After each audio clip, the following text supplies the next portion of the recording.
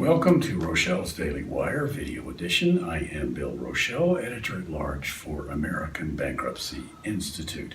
This week, we're reporting again about the Supreme Court because Tuesday, the 17th of April, is the date for oral argument in the year's third bankruptcy case in the Supreme Court. That case is called Lamar Archer Coffrin versus Appling. It's a case to decide whether a lie about the value of one asset is grounds for denial of an individual debtor's discharge.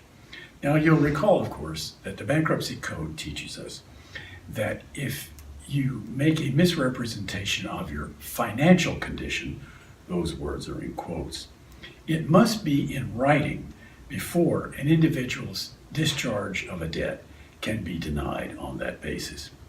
Well, actually, this case seems pretty easy to me. I don't seem to much matter whether you lie about the value of one asset, all your assets, or your net worth, because it's still a lie, a misrepresentation about your financial condition, and therefore should be no basis for the denial of discharge of a debt, unless, of course, it was in writing. But, however, some courts, a lot of people do not like folks who lie, and therefore they've tried to see a way around the statute by saying that a lie about one asset is not a lie about financial condition.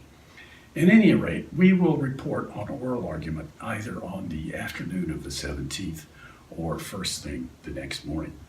Next, let's go again and visit Safe Harbor.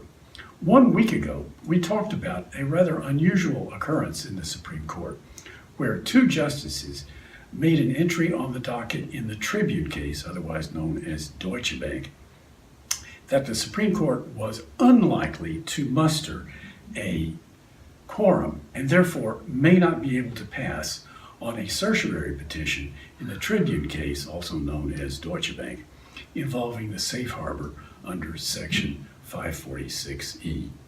Those two justices suggested that what ought to happen is that the Second Circuit recall its mandate and then reconsider whether it should revoke, change, modify its prior opinion in the Tribune case that was handed down in 2016. Well, the creditors in the Tribune case took up the justices on their suggestion and filed a motion asking the Second Circuit to recall the mandate and to then send the case back down to the district court to reconsider in light of the February 27 decision by the Supreme Court in the merit management case, which importantly took a more narrow view of the safe harbor than does the Second Circuit, and said that having among other things, a bank as a mere conduit in a series of payments is not enough to invoke the safe harbor under 506E.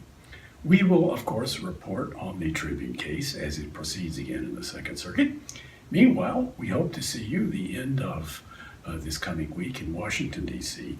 at the annual spring meeting of the American Bankruptcy Institute.